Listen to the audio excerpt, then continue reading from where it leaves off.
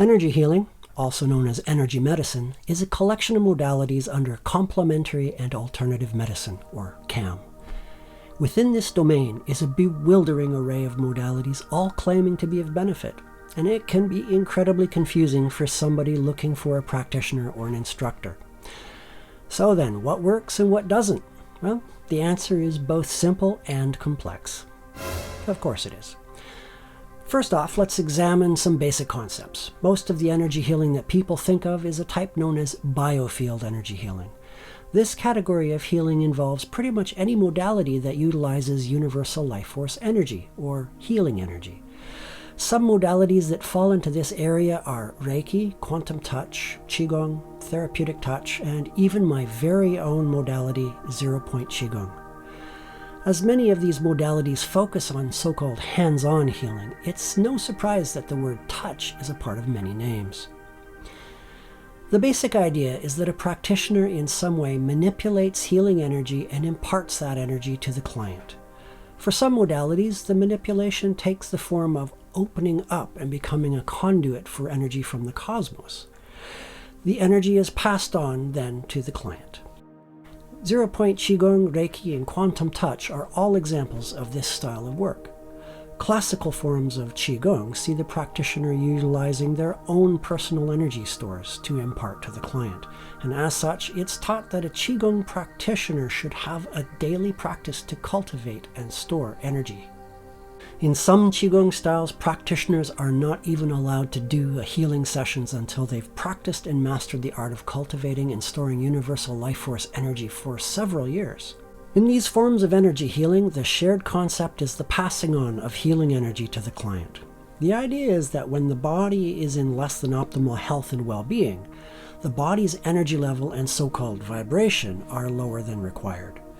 In offering the client healing energy, the client is able to restore balance and therefore optimal health.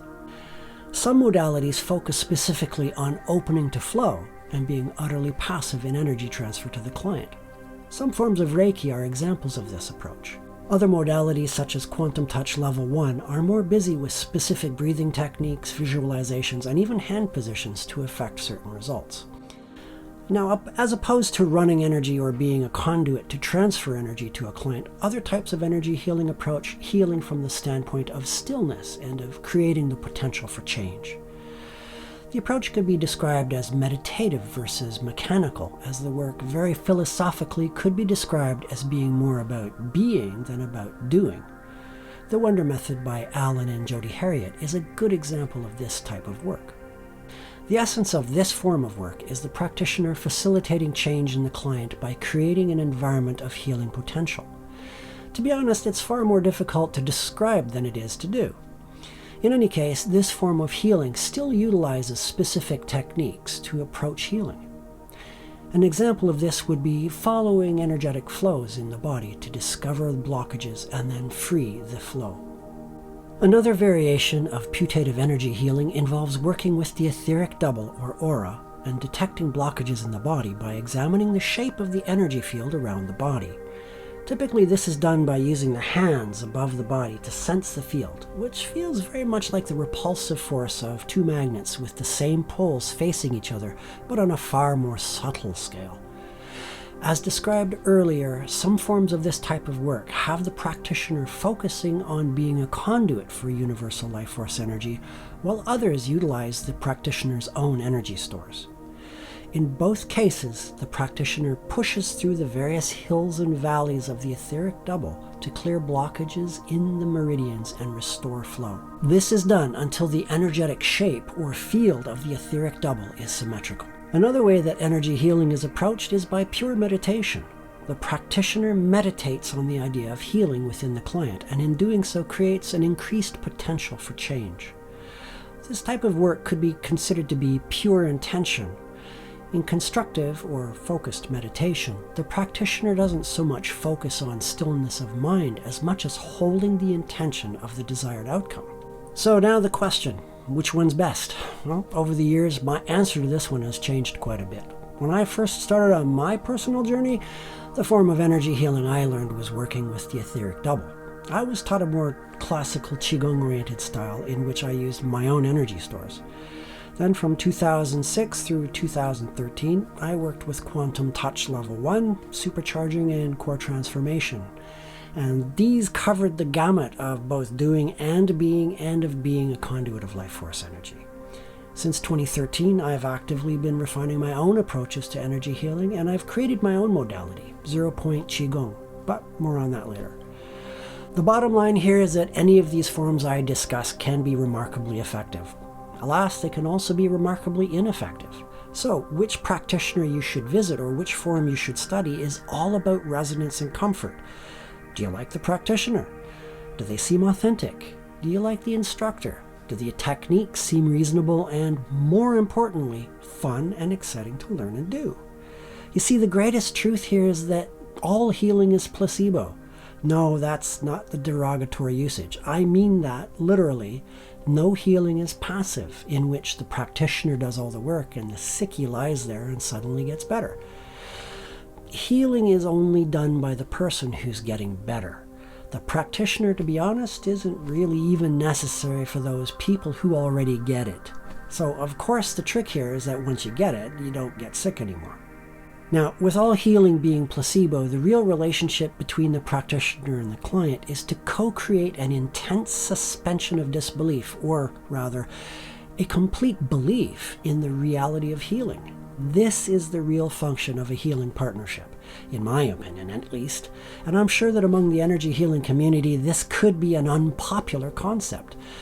It means that no particular modality is any better than the other. It means that the only thing that is important are really the aesthetics of a particular style and how it resonates with the practitioner and the client. Now, that's no bad thing though. Some people like busy work. They like doing. They like pushing and pulling, breathing and focusing and all sorts of stuff. These are the things that enable them to suspend their disbelief, to distract their conscious mind's critical factor, and to fully align with the idea that healing is taking place. And that, after all, is the most important thing. Those who like the stillness and resonate with the whole Zen approach to life would do well with the more internal modalities. So those who feel strongly aligned with Tai Chi and Qigong, for example, should by all means work from those perspectives.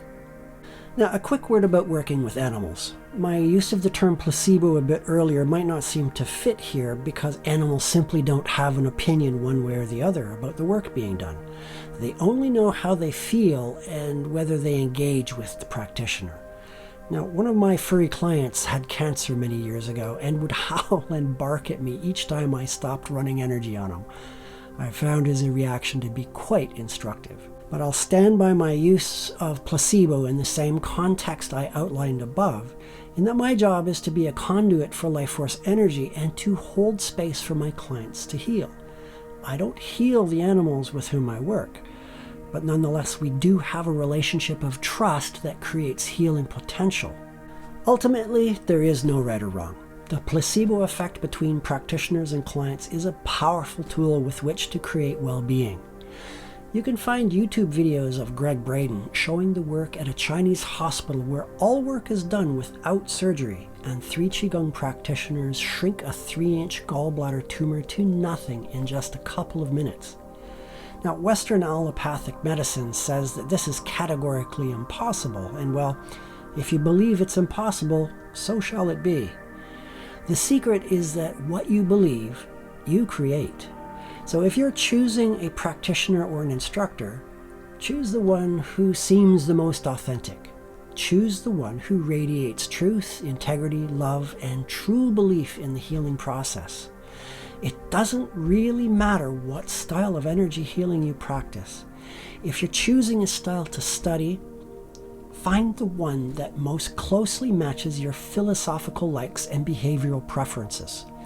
If you like doing things with your hands more than being still, for example, a meditative healing style would not be effective for you.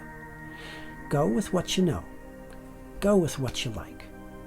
In my case, I've studied and teach all the different categories I've discussed here. Which do I like the most? Well, it depends on my mood. Some days I just like being, and other days I like doing. In any case, I know I'm going to get marvelous results, and my clients know that too. As such, whatever I do on any particular day doesn't really matter. 0-point QiGong, living intentionally's very own modality, includes technique styles from all the various categories we've discussed here. It even has a set of moving forms for energy cultivation. The world of energy healing is all about the law of attraction and manifesting. In fact, the most important word is intention. It's all about holding an intention of well-being and seeing it as already transpired and being real. It is in seeing your client or yourself as being perfectly healthy in every possible way for the highest possible good. If you'd like to have a session with me, you can click on the store menu on the Living Intentionally website and purchase the package that's right for you. I'm looking forward to it. And if you'd like to get started with energy healing right away, click this video right here to learn how to become sensitive to life force energy.